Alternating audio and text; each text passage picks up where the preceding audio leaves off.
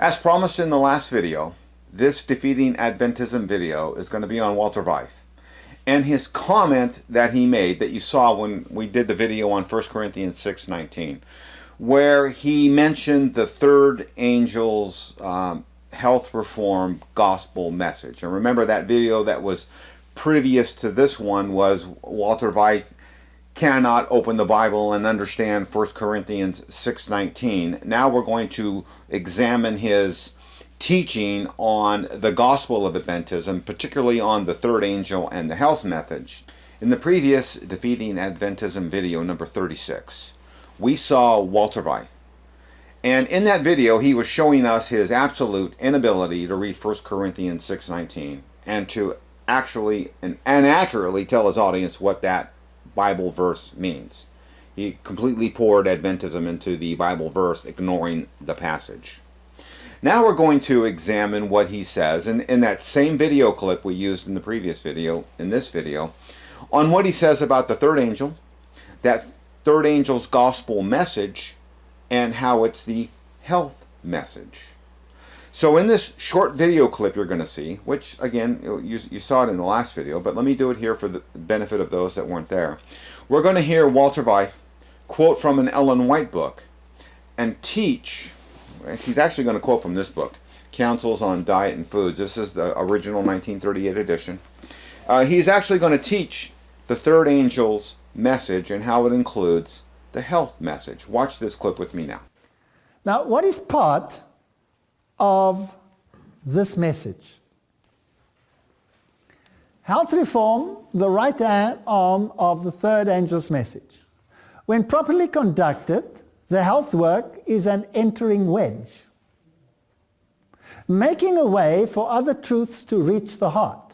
When the third angel's message is received in its fullness, health reform will be given its place in the councils of the conference, in the work of the church, in the home, at the table, and in all the household arrangements. Then the arm will serve and protect the body. So what we have here is, and you saw this in the clip, the third angel's message, right, is actually one of the three Adventist gospel angels in the Adventist gospel. Now, in Defeating Adventism numbers 1 through 4, I did a sound rebuke of the Adventist gospel message, period. And I did it in a couple other videos too. So for those that haven't seen those, or if this video is new to you, go back and watch Defeating Adventism numbers 1 through 4 to completely understand the Adventist gospel and why it's not the biblical gospel, even though some of that's going to be mentioned here. So for the benefit of those that haven't seen those first 4 videos, let's look at what does Seventh-day Adventism say the gospel is. Look with me here on screen. This is the screenshot of the official Seventh-day Adventist mission, method, vision statement. And you see in their mission statement, underlined, their mission is what? Make disciples of Jesus Christ, who live as his loving witnesses and proclaim all people the everlasting gospel of the three angels' messages. And you see Revelation 14, 6 through 12.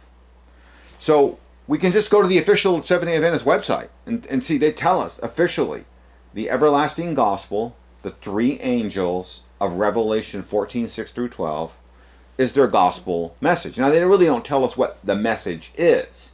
They just use the word everlasting gospel, but they don't give us the messages of each of the three angels. And each of them do have messages, by the way.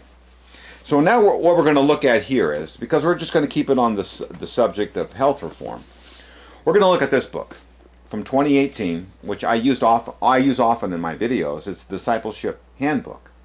And I use it often because, well, this book was actually put together as led by the Holy Spirit. So I got a divine book in my hands here. I treat it carefully here, right? And so you'll see here on screen. Let's look at what this book says, official book, on the health message. So look with me here. Here's the same book I just held up. Copyright dates 2018. Here's page Roman numeral 3, that is. And you can see what the book says about itself, underlined in red. Under the leading of the Holy Spirit, this important discipleship handbook added to the many wonderful resources produced by the church. Look here at the bottom, signed who? Ted Wilson, President of the General Conference. Thank you, Ted, for telling us we got a Holy Spirit-led book. Now we're going to look at this book. You can see pages 110 and 111. We're going to focus on 110. We're going to zoom in on this paragraph on page 110. And this paragraph says what? God instructed Ellen White that this prescription for a healthy life was to the three angels' messages. What the right arm, you can continue reading, what the right arm is to the body. While the health message should not be given preeminence over the everlasting gospel of the three angels' messages, it should not be separated from it either. So what we learn here, and you can see Testimonies, Volume 6, I think that's the original source quote. So what we learned here is what? The health message, we learned in this book, is not the gospel message. It's not preeminent, but it's part of the message. So now we know that Walter Veith he's really in lockstep, in accord with Seventh-day Adventist teachings. He's not out on his own. He's actually teaching what the church promotes. Now we're going to actually look at the book, just so you can see it. The actual book that he's quoting from in that video clip that you saw. So look with me here. Here's the very book I just held up. Copyright 1938, Council on Diets and Foods. And you can see, and this truly is the exact quote that he just used in his video. And the underlined part says what? When the third angel's message is received in its fullness, health reform will be given its proper place in councils and conference, etc. So it's clear. The third angel's, one of that angel's gospel messages, anyway, of that third angel, is health reform. Let's go one step further.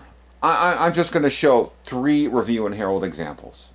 I've got scores, but I'm only going to choose 3. Because, I want to show that Walter Veith is faithful to the Seventh-day Adventist doctrine of their gospel message. Look with me here. August 21st, 1980. We are going to look on page 11, and we're going to go to the bottom of the first column, the top of the second column, and let's zoom in and see what it says. It says this. Underlined text. Seventh-day Adventist Church is commissioned to preach a special message to every human being on earth in the context of, here it is again, the everlasting gospel, the third angel's message of Revelation 14. And then it says, you see underlined in blue, this church is the only church presenting this message. Well, that's interesting. Let's look at the next Review in Herald magazine, May 12, 1977. We're going to look at page 5, and we're going to zoom in on the paragraph that you see in red there. And that paragraph says what? Many years ago, however, God entrusted us Adventists, with the hows and whys of healthful living. He gave us the principles of preventive medicine. He explained to us that the principles of healthy living are his divine laws. So there it is, divine laws. They are an essential part of the three angels' messages. Here we have again, clearly stated in Adventist literature, the health message is part of the gospel message of just one of the three angels, in this case the third angel. So look with me here at this slide. Is the Seventh-day Adventist gospel the same gospel as taught in the Bible? We're going to answer that. Can the Seventh-day Adventist Church teach the gospel that Paul taught? You, as an Adventist, you ought to already be questioning that, because look at the 2 quotes that we just already went through. From 1980, it says what? We're the only church preaching this message. But 1977, it says what? The health message is an essential part of the three angels' messages. But 1980 says what? We're the only church preaching this message. Are you the only church preaching the gospel then?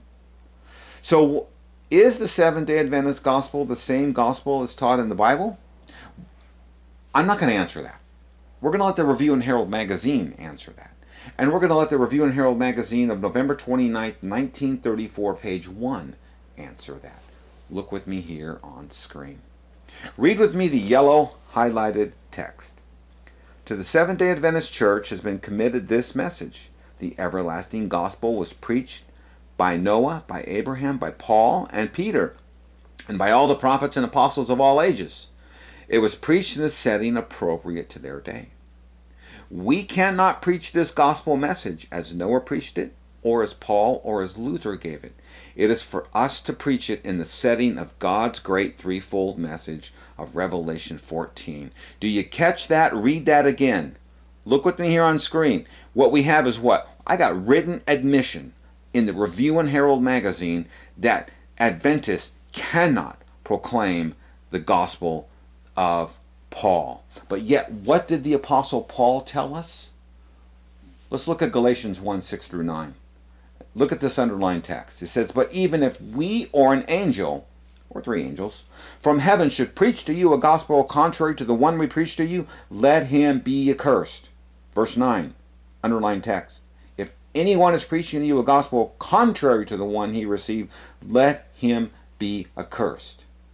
Adventists, non-Christians, Christians, what is the gospel message? It's 1 Corinthians 15, 1 through 4. That's the message that Paul was given by Jesus Christ that Christians are to preach. You're not to preach a health message. You're not to preach a message of three angels, by the way, which Adventists... Only in Adventist literature will you find the gospel messages of the three angels. You'll not find it in the Bible. The Adventist gospel is not found in the Bible, but yet it's proclaimed by Adventists. And in 1934, what did the Adventists tell us? We can't preach the gospel message of the Apostle Paul. Galatians 1 through 6 through 9 says, if you can't preach the message that I taught you, you're cursed. Adventist, you're cursed by definition. Twice, that is. By definition of Galatians 1, 6 through 9. Look with me here. So Walter Veith, he advocates and preaches the health message of the third angel. And for this, Walter Veith, as you just saw in the video, he is a preacher of a cursed gospel. Actually, a twice cursed gospel. And for that, Adventist, people interested in Adventism, this video here is alone for enough for you to say, no, do not follow them. They teach error.